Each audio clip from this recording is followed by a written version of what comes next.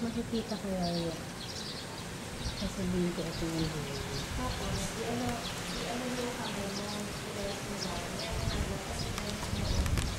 Hindi gagawin. Kasi pag left, baka mabitawan ko.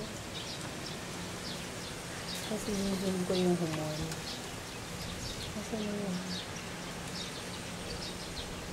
Ayun.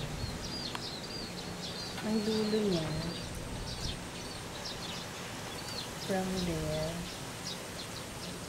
yung isang lot na yun, bago dun sa lot na binibenta, yun yung before the crate, na wala nagka-claim. Oo.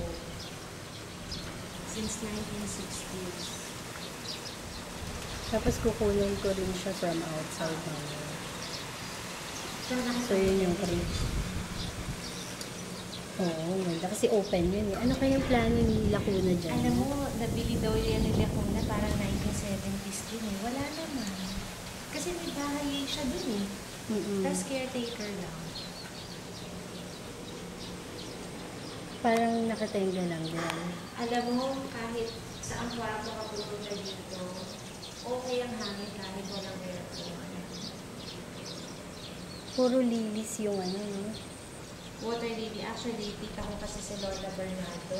Ay, tita mo siya? Oo, pinakausapan ako ng mga taga-asosasyon kung pwede akong lumapit sa kanya para mapalinis ng kanya in times na